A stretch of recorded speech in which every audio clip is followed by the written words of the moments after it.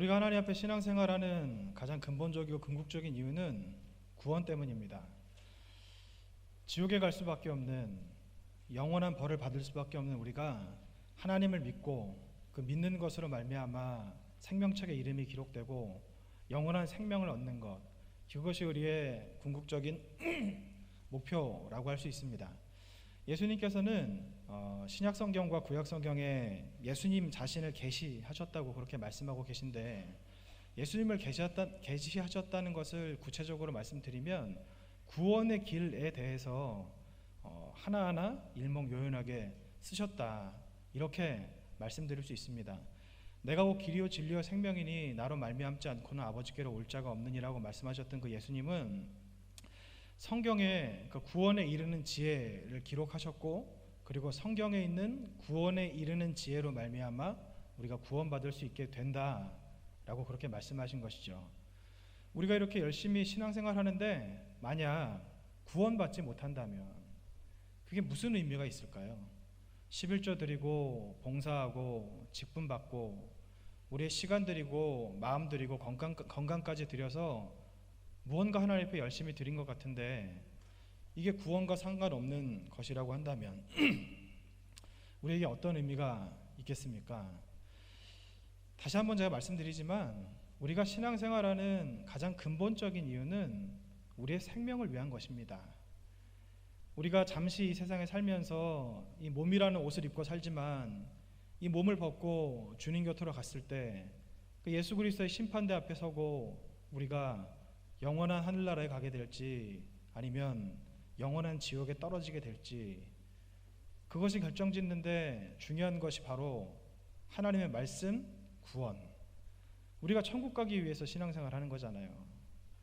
신앙생활하는 이유 여러 가지가 있겠지만 이것저것 다 빼고 마지막에 남는 이유 한 가지만 남긴다고 한다면 구원 때문입니다. 오늘 우리가 함께 나눈 이 말씀, 사도 요한께서 쓰신 요한서신은 우리가 요한 1, 2, 3서라고 알고 있지만 원래 이름은 요한서신이에요. 요한서신은 사랑에 대해서 계속해서 이야기를 합니다. 요한 1, 2, 3서에서 계속해서 사랑에 대해서 말을 하니까 사람들은 사도 요한이 사랑의 사도라는 이름을 붙이고, 그리고 사랑이 모든 것을 이긴다 이렇게 생각을 하기도 합니다. 근데 여러분, 제가 아까 말씀드렸던 그 이유를 빗대어서 볼 때 사도 요한이 왜 사랑에 대해서 말씀하고 계실까요? 사랑에 대해서 계속해서 말씀하신 이유는 한 가지입니다. 구원 때문입니다. 우리의 영혼이 구원받게 하시기 위해서. 오늘 말씀을 우리가 읽어보면 12절에 이렇게 나와 있죠. 우리가 서로 사랑하면 하나님이 우리 안에 거하신다고 말씀하시고, 13절에는 성령을 우리에게 주심으로 우리가 그 안에 거하고 그가 우리 안에 거하신다고 말씀하세요.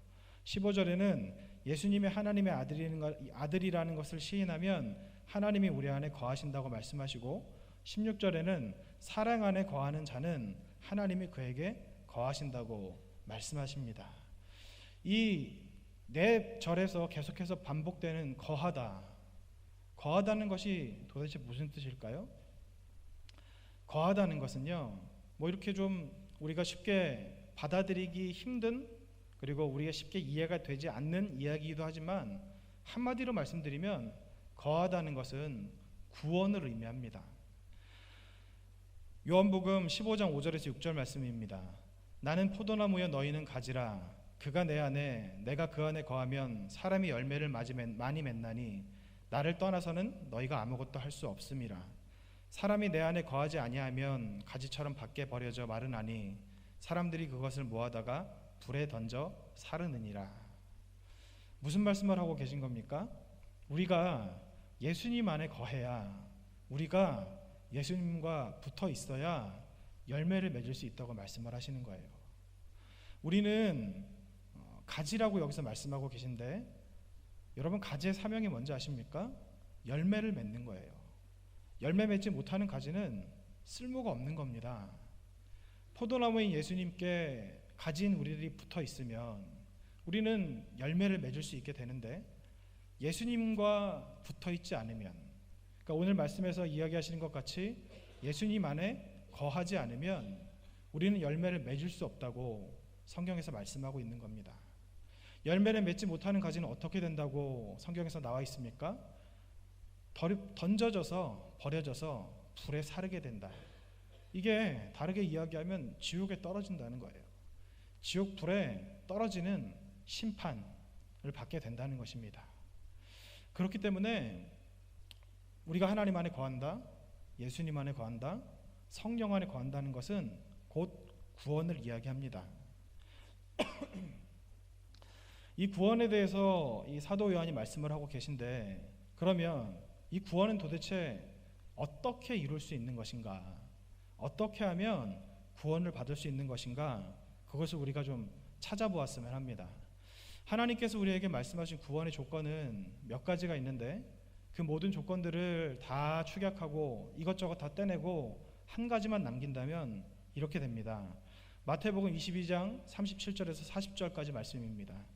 예수께서 이르시되 내 마음을 다하고 목숨을 다하고 뜻을 다하여 주 너의 하나님을 사랑하라 하셨으니 이것이 크고 첫째 되는 계명이요 둘째도 그와 같으니 내 이웃을 내 자신같이 사랑하라 하셨으니 이 두 계명이 온 율법과 선지자의 강령이니라. 하나님을 사랑하고 그리고 우리의 이웃을 우리 자신같이 사랑하는 것이 온 율법과 선지자들의 강령이니라. 모든 계명을 축약하고 모든 선지자들이 지켜야 될 것, 그 계명이 바로 하나님을 사랑하고 그리고 우리의 이웃을 우리 자신같이 사랑하는 것이라고 말씀하고 계십니다. 하나님 사랑과 그리고 이웃 사랑은 구원의 조건이에요. 구원의 조건은 하나님의 사랑과 이웃 사랑이라고 그렇게 말씀을 하고 계십니다.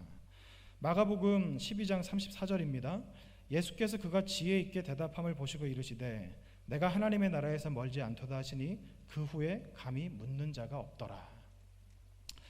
방금 그 읽어드린 그 마태복음과 이 마가복음이 병행 구절인데, 선지자, 그러니까 율법 교사 하나가 와서 예수님께 물은 거예요. 그랬을 때 예수님께서 대답하신 것이 하나님을 사랑하고 그리고 이웃을 사랑하는 것이 가장 큰 계명이라고 말씀하셨는데, 이 물었던 그 율법 교사가 이렇게 대답을 한 겁니다. 맞습니다. 예수님이 말씀하신 것이 정확합니다. 뭐 이런 식으로 이야기를 하니까 예수님이 말씀하신 게 그건 거예요.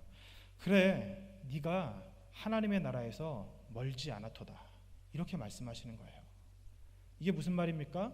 이대로 살면 너는 구원 받을 거야 라는 의미죠. 하나님을 사랑하고 하나님을 사랑하는 만큼 내 자신을 사랑하고 그리고 내 자신을 사랑하는 만큼 우리의 이웃을 사랑하면 구원 받는다. 다르게 말씀드리면 하나님을 사랑하지 않고 내 자신을 사랑하지 않고 그리고 이웃을 사랑하지 않으면 구원받지 못한다는 뜻입니다. 여러분, 그런데 우리가 알고 있는 구원의 조건과 예수님이 말씀하시는 구원의 조건이 좀 다르다는 생각이 들지 않으십니까? 우리는 구원의 조건을 뭐라고 알고 계세요? 예수님 믿는 믿음으로 천국 간다고 그렇게 알고 계시잖아요. 로마서 10장 10절 말씀입니다. 마음으로 믿어 의에 이르고 입으로 시인하여 구원에 이르느니라. 여기는 분명히 마음으로 믿어야 되고 그리고 입으로 시인해서 구원을 받는다고 말씀하시는데, 왜 예수님께서는 이것과 다르게 말씀을 하실까? 사도 바울이 잘못 이야기한 걸까? 아니면 예수님께서 잘못 이야기하신 것일까? 이런 의문이 들지 않으십니까? 우리가 한참 신앙생활을 열심히 해오던 우리나라의 60년대, 70년대, 80년대 그 수많은 부흥사 목사님들이 이야기하셨던 것이 그거잖아요. 예수님 믿는 믿음만 있으면 구원받는다. 구원받은 사람 손 들어라. 안 들으면 믿기만 하면 구원받으니까 믿음으로 들어라. 이렇게 말씀하셨잖아요. 여러분, 그것은 한쪽 면만 보고 이야기한 겁니다. 완전히 틀린 말은 아니지만 그렇다고 구원의 모든 면을 설명한 것도 아니라고 할 수 있습니다. 오늘 우리가 함께 읽은 우리 본문의 말씀 요한일서 4장 15절에 누구든지 예수를 하나님의 아들이라 시인하면 하나님이 그 안에 거하시고 그도 하나님 안에 거하느니라고 이렇게 말씀하고 계시지 않습니까? 하나님께서 우리에게 거하시는 것이 바로 구원이라고 했는데, 예수님을 시인하면 그 구원이 우리에게 임한다고 말씀하시니까 꼭 이게 다인 것 같고 틀리지 않은 것 같지만 여러분, 사실은 그렇지 않다는 것을 우리가 이 말씀을 통해서 깨닫기 원합니다. 아까 제가 읽어드렸던 12절부터 16절까지의 말씀은요, 이렇게 이야기하시죠. 12절에서는 사랑을 이야기하시고, 그리고 13절에서는 성령, 그리고 15절에서는 예수님을 시인하는 것, 그리고 16절에서는 다시 한번 사랑을 이야기하세요. 하나님께서 우리를 구원하시는 조건이 꼭 이렇게 사랑과 성령과 예수님에 대한 시인, 이 세 가지인 것 같이 말씀하시지만 사실은 이 세 가지는 하나입니다. 같은 말씀을 하시는 겁니다.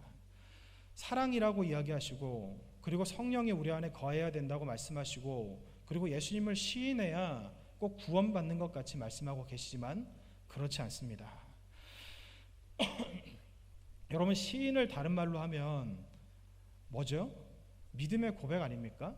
믿음으로 고백하는 거예요. 바로 믿음을 이야기하는 거거든요. 근데 사랑과 성령과 시인이 하나라고 한다면 무슨 말이냐면요, 결국은 이 모든 것들이 사랑으로 통한다고 말씀하시고 계시는 겁니다.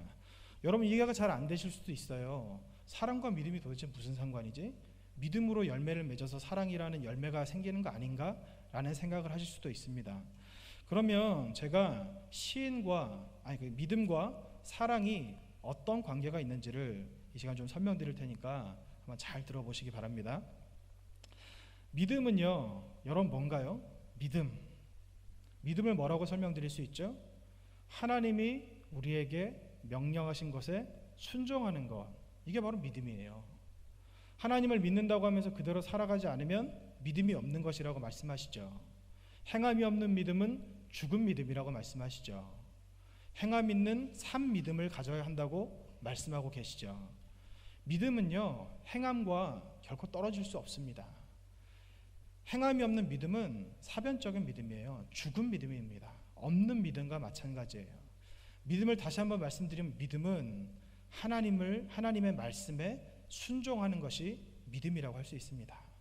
그런데 이 믿음이 왜 도대체 사랑과 관계가 있느냐? 여러분, 하나님을 믿으면 왜 순종하죠? 하나님을 믿는데 순종하는 것과 도대체 무슨 상관이 있을까요? 하나님을 믿는 믿음이 있어서 우리가 순종하게 하는 원동력이 바로 사랑입니다. 이것에 대해서 WBC 주석에서는 이렇게 말했습니다. 그의 아들 예수 안에서의 하나님의 역사적이고 구원적인 행함에 대한 시인, 순종에 대한 것을 포함하고 있는 고백, 그리스도 안에서의 하나님과의 친밀한 사귐과 우리를 향한 하나님의 사랑에 대한 지식으로 이끌어간다. 그 결과는 사랑의 삶이며 혹은 사랑의 삶이 되어야 한다. 이렇게 말씀하고 계시는데요.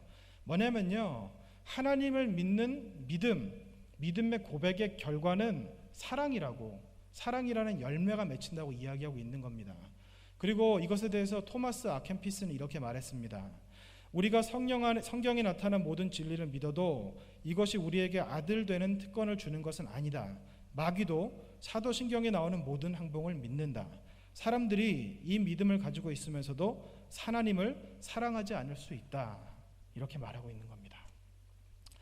여러분, 마귀가 하나님을 알았죠. 그리고 마귀들이 예수님을 만났을 때 다윗의 자손 예수시여, 하나님의 아들 예수시여 라고 그렇게 이야기하지 않았습니까? 마귀도 하나님이 누구신지 알았어요. 마귀도 예수님이 누구신지 알았습니다. 믿고 있었다는 거예요.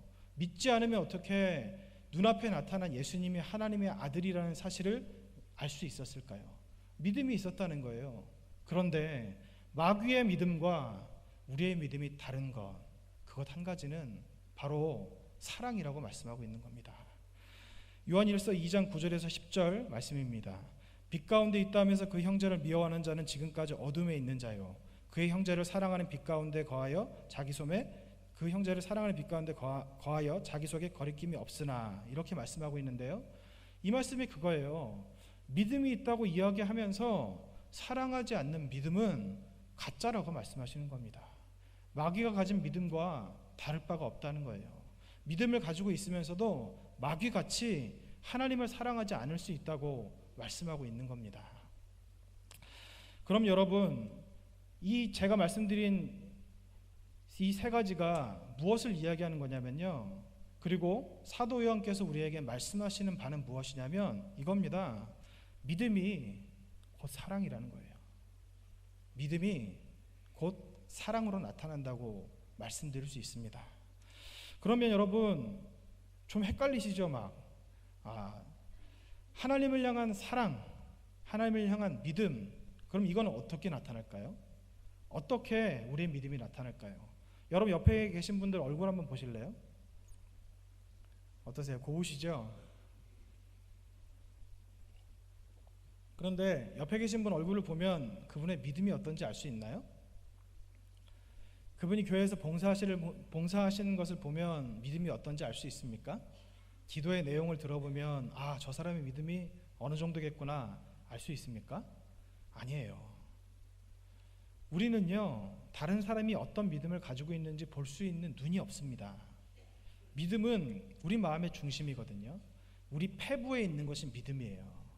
믿음을 볼 수 있는 분은 오직 하나님 한 분밖에 계시지 않습니다. 우리는 그 사람이 하는 행위, 겉으로 나타나는 그 외모를 볼 수 있기 때문에 그걸 보고 믿음이 있는지 없는지 추측은 할 수 있지만 사실 믿음의 진정한 본질, 믿음의 유무는 하나님만 아실 수 있다는 겁니다. 그럼 여러분 이런 의미로 이런 뜻으로 우리가 믿음을 생각했을 때 그러면 나도 믿음이 없는 것 같고 저 사람이 믿음도 없는 것 같고 또 저 사람도 믿음이 있는 것 같고 나도 믿음이 있는 것 같고 도대체 믿음을 어떻게 할 수 있을까? 그런 의문이 좀 드실 수도 있을 거예요. 이 부분에 대해서 조나단 에드워드는 사랑의 열매라는 책에서 이런 말을 했습니다. 사랑 없는 믿음은 영혼 없는 몸이 죽은 것과 같습니다. 사랑은 믿음의 생명이요 영혼입니다. 사랑은 살아있는 믿음과 다른 모든 믿음을 구별하는 것입니다. 사랑은 살아있는 믿음의 요소이며 참된 믿음의 본질입니다. 구원하는 믿음은 빛과 함께 열도 가지고 있습니다. 사변적인 믿음은 빛을 가지고 있으나 뜨거움이 없습니다. 사변적인 믿음은 마귀의 믿음이나 다름없습니다. 그들도 떨며 하나님의 살아계심을 인정합니다. 그러나 사랑이 있는 믿음과는 구별됩니다. 이렇게 말씀하시는 거예요. 믿음과 사랑에 무슨 관계가 있느냐 그런 질문이 드실 수도 있겠지만 사실 믿음이 있다면 사랑이라는 열매가 반드시 따라옵니다.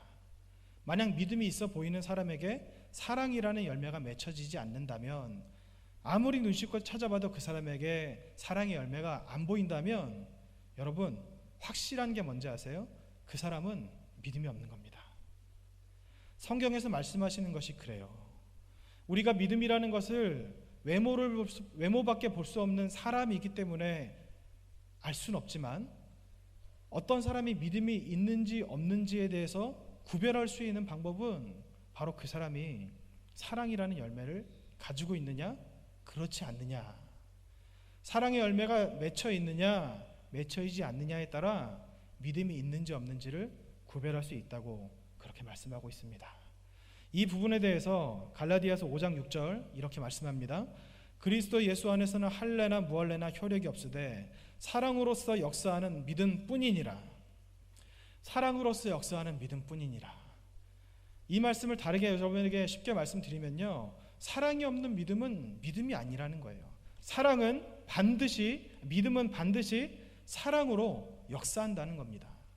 믿음은 반드시 사랑이라는 열매가 맺힌다는 겁니다.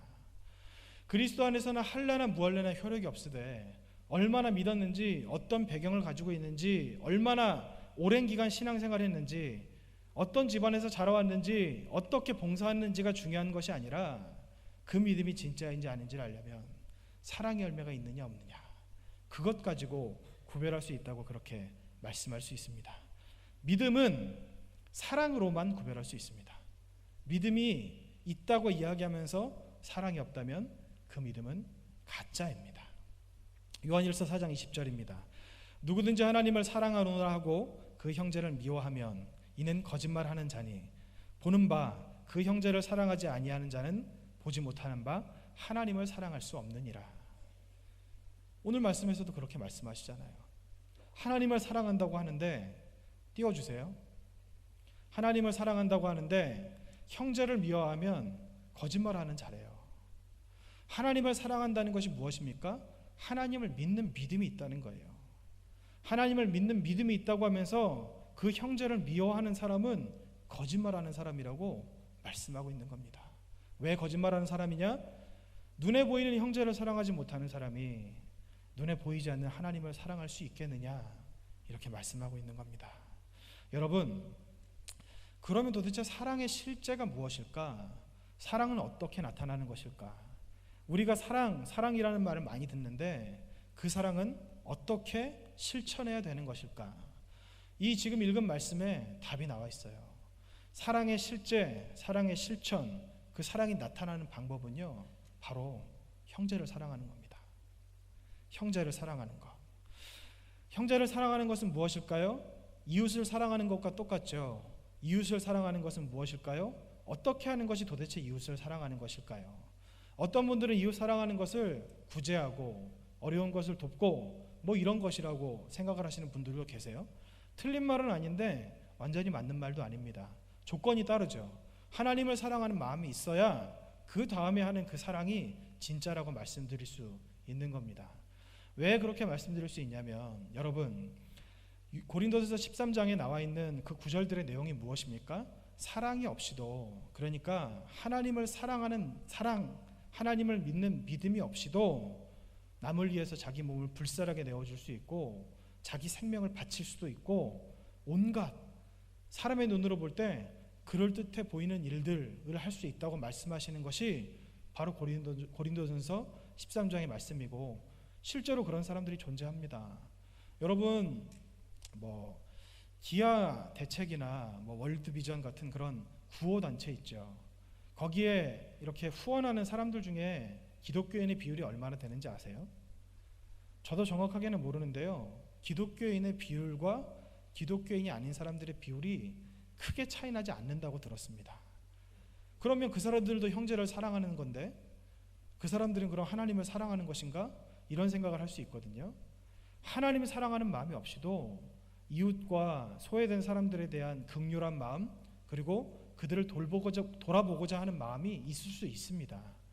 그런 사람들과 하나님께서 구별하고자 하나님을 사랑해야 되고, 그리고 그 다음에 이웃을 사랑해야 된다고 말씀하신 것이죠. 구체적인 이웃 사랑, 그러면 어떻게 할 수 있을까요? 도대체 우리가 어떻게 하는 것이 이웃을 사랑하는 것이라고 알 수 있을까요? 도대체 어떻게 설명할 수 있을까요? 여러분, 이렇게 볼 수 있습니다. 골로새서 3장 13절 말씀입니다.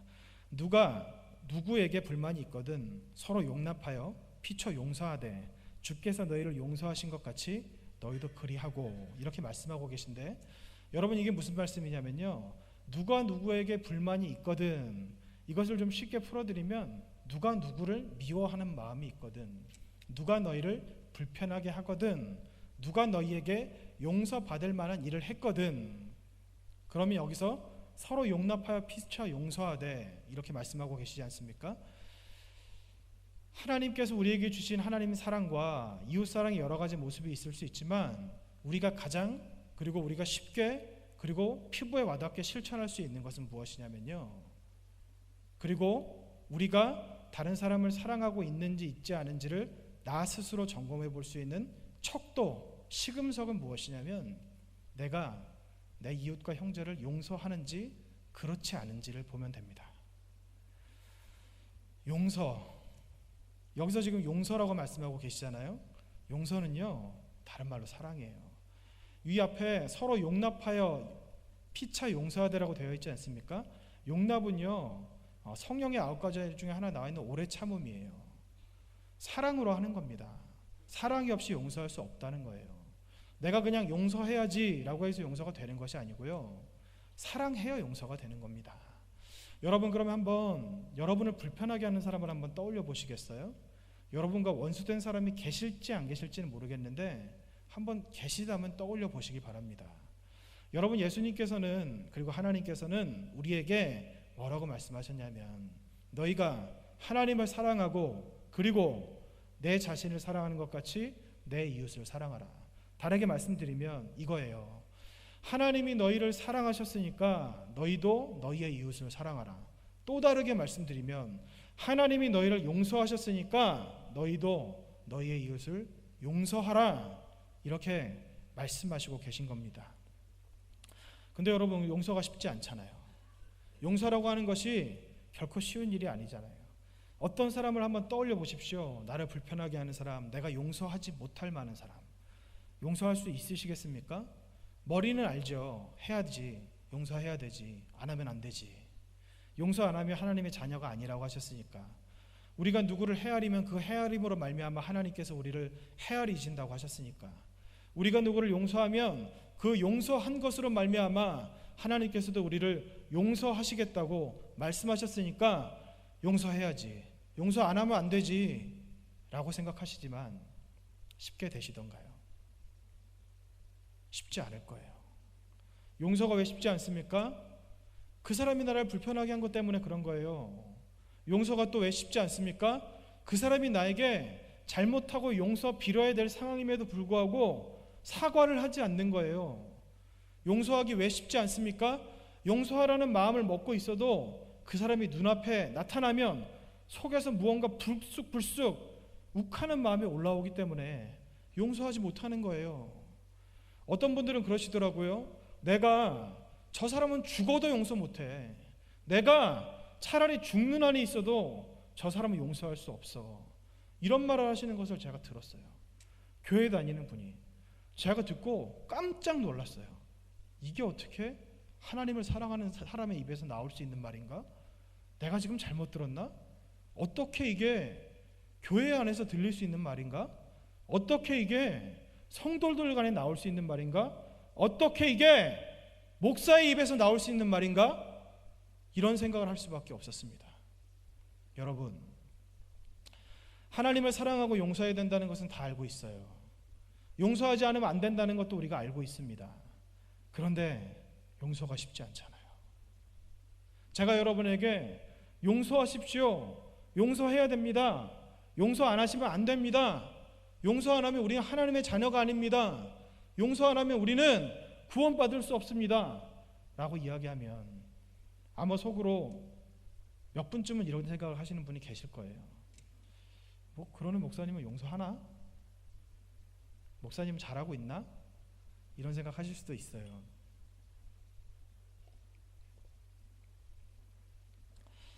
저는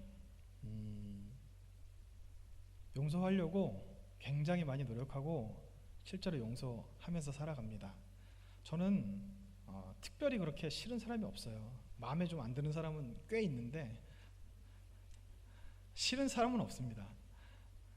여러분들은 어떠신지 잘 모르겠어요. 여러분, 우리가 왜 용서해야 되는지 아세요? 무엇 때문에 용서해야 되는지 아십니까? 제가 나중에 여러분과 말씀을 나눌 기회가 있으면 이 용서에 대해서 좀 오랜 기간 말씀을 나눴으면 좋겠는데요. 좀 기대하시기 바랍니다. 사실 오늘 이 말씀도 제가 다 쓰고 보니까 1시간 반 정도 해야 되는데 줄인 거예요. 너무 설교 시간이 짧아서 애통합니다. 아무튼 우리가 용서해야 되는 이유는요, 첫 번째는 나를 위해서예요. 나를 위해 용서하는 겁니다. 그리고 두 번째는 뭔지 아세요? 세상 사람들을 위해서 하는 거예요. 이게 무슨 말이냐면요, 용서는 사랑의 표시가 아닙니까? 용서하지 않는 사람은요, 그리스도인이 아니에요. 유기성 목사님께서 쓴 책 나는 죽고 예수로 사는 사람에 이런 내용이 있습니다.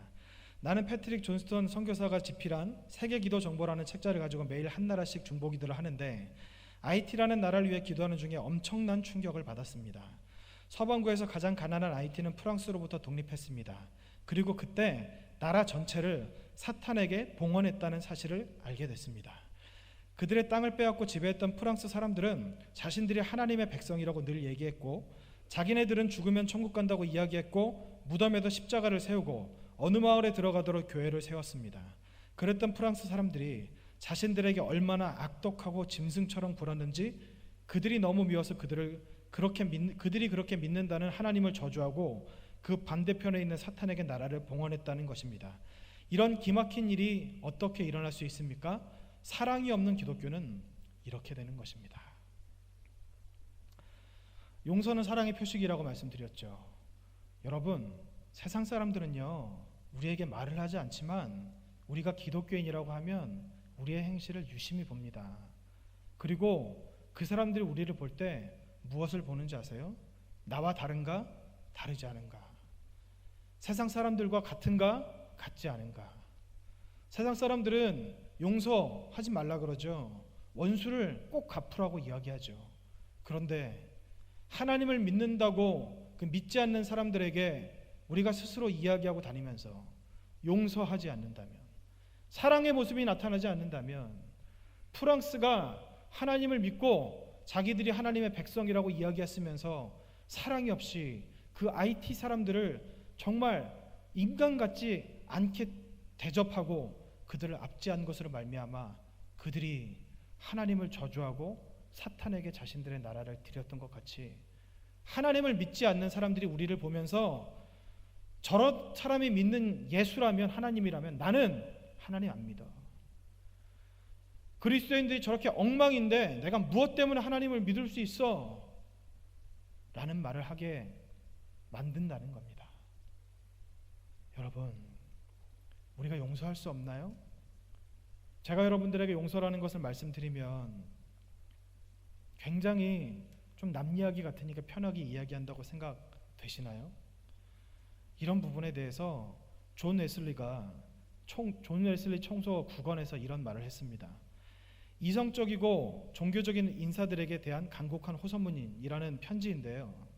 그대들은 이렇게 말하리라. 나는 다만 이성적인 인간만이 아니요 신앙인이다. 나는 악을 멀리하고 선을 행할 뿐 아니라 모든 은혜의 수단을 준수하고 있다. 즉 교회에 열심히 출석하고 성찬식에 참여하며 매일 기도문을 읽고 또 신앙서적을 읽는다.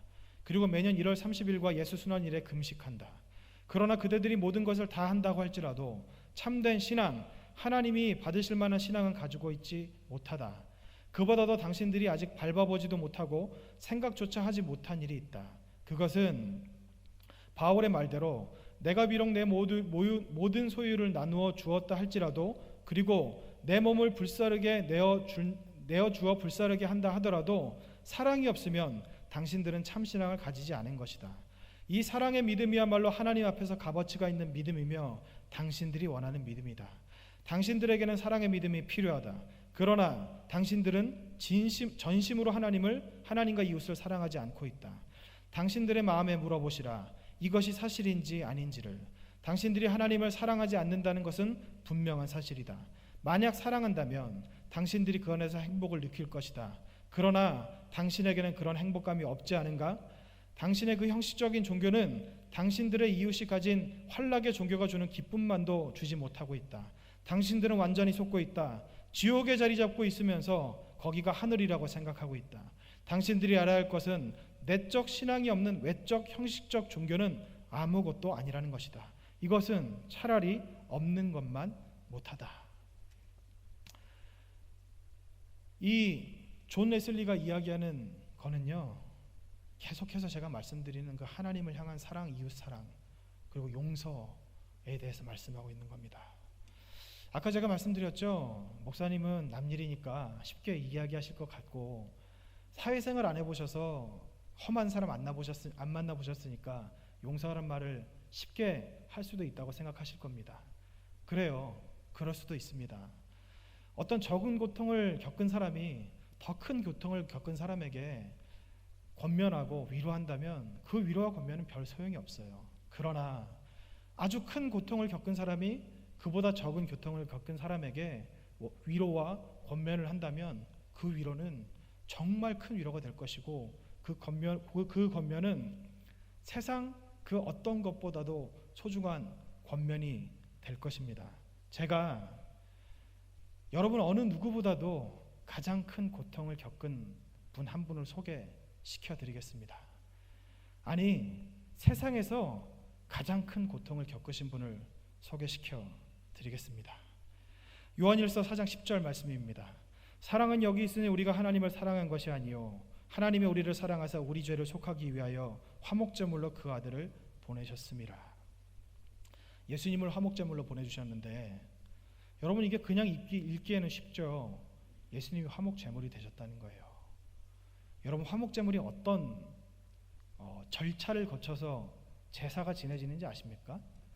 화목제물이 되면요 죽임을 당하고 모든 피가 다 빠지고 팔과 다리를 잘라서 팔은 태우고 다리는 요제로 드리고 뭐 이런 일들을 해요.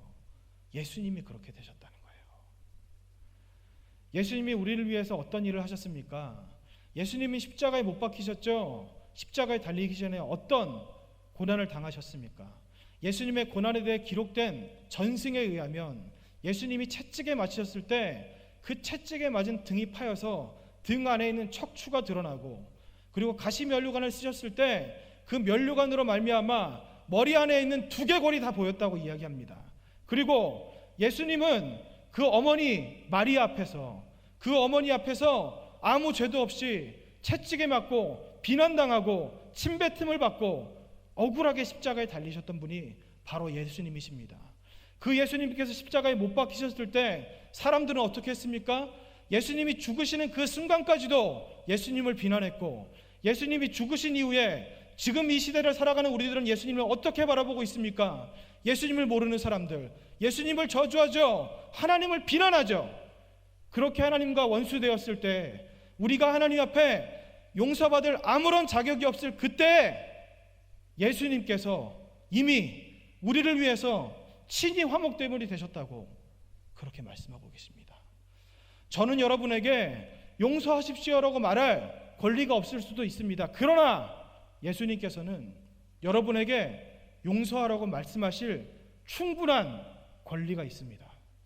이 세상 그 어떤 것보다도 큰 고난을 당하신 예수님, 그 예수님께서 네가 나보다 더 큰 고난을 당하였느냐? 네가 억울하느냐? 저 사람이 너에게 그렇게 한 것이 힘이 드냐? 네가 나와 같이 억울해 받느냐? 나는 아무런 죄도 없이 멸시당하고 천대받고 침뱉음 당하고 얼굴을 맞고 채찍 맞고 가시면류관을 쓰었는데, 그리고 십자가에 못 박혀서 모든 물과 피를 쏟았는데, 네가 당하는 고난이 내가 받은 고난에 비교할 수 있냐?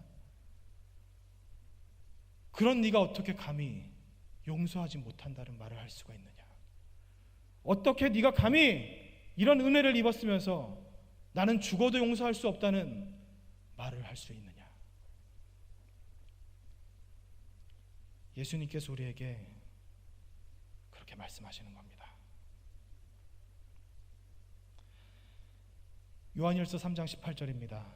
자녀들아, 우리가 말과 혀로만 사랑하지 말고 행함과 진실함으로 하자. 하나님께서는 우리에게 말과 혀로만 사랑하지 말고 행함과 진실함으로 하자고 말씀하셨습니다.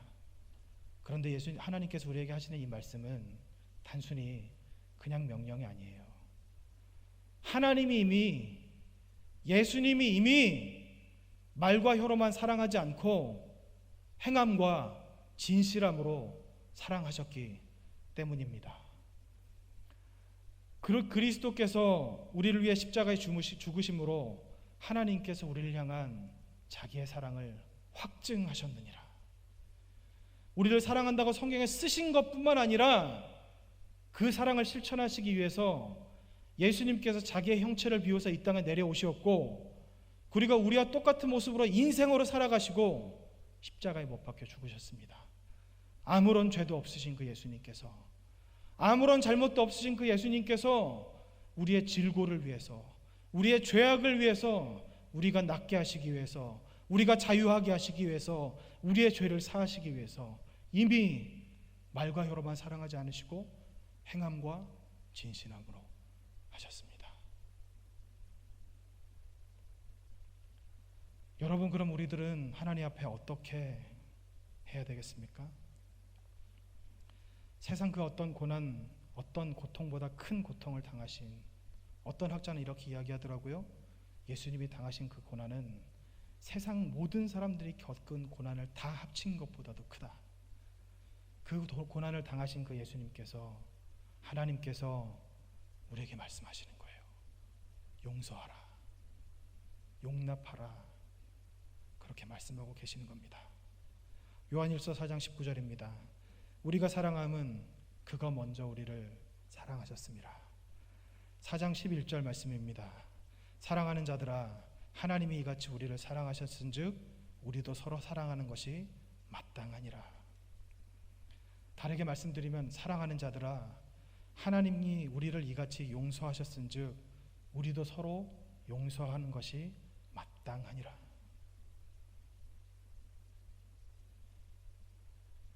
여러분, 이런데도 도저히 용서할 용기가 생기지 않으시나요? 여러분, 그동안 많이 용서해 보려고 시도했는데 그게 잘 되시지 않던가요?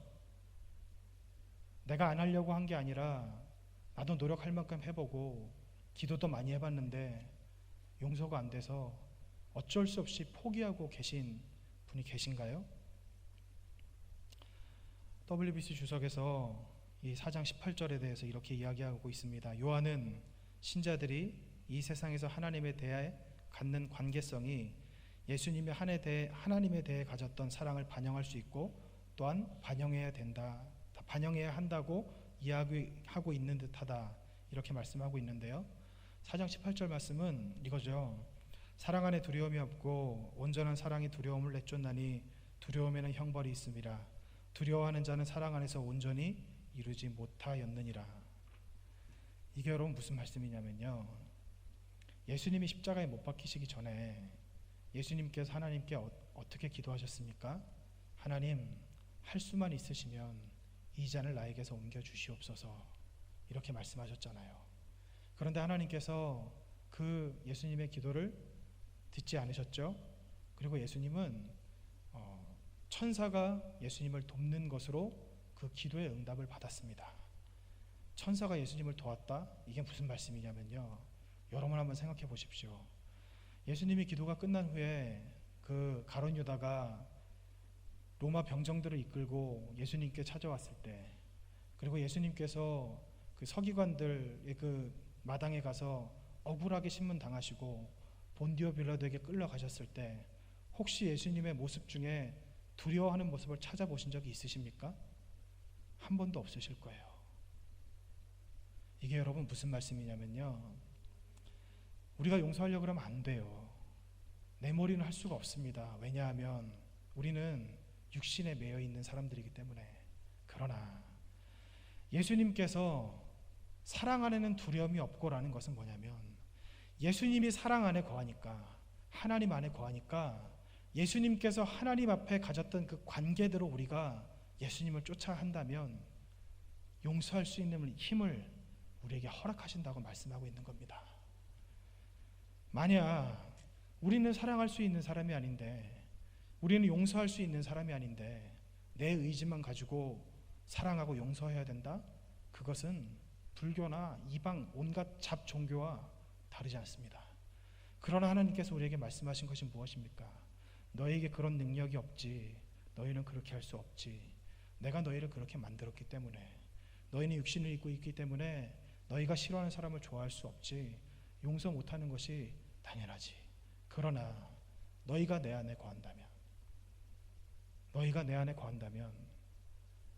너희가 성령 안에 거한다면, 너희 안에 성령이 있다면 너희를 도우시는 보혜사 성령이 너희에게 용서할 수 있는 힘을 주실 것이다. 너희가 사랑 안에 거한다면 모든 두려움에서 너희를 떠나게 할 것이다. 너희가 정말 내 안에 거한다면 용서할 수 없는 너희들이 용서하게 될 것이다. 이 말씀을 하시고 있는 겁니다. 사랑하는 우리 영주교회 성도 여러분, 마음을 떠올리셨을 때 용서 못하는 사람이 있으십니까? 용서하시기 바랍니다. 하나님께서, 예수님께서 여러분에게 용서하라고 말씀하셨습니다. 사도 요한께서 우리에게 용서하는 것이, 사랑하는 것이 마땅하다고 말씀하셨습니다. 왜? 그가 먼저 우리를 사랑하셨으니까. 그가 먼저 우리를 용서하셨으니까. 사랑 안에 역사하는 믿음, 이 믿음이 우리 모두에게 충만하기를 원합니다. 이 시간 우리가 우리의 마음을 들여서 기도하기로 합니다.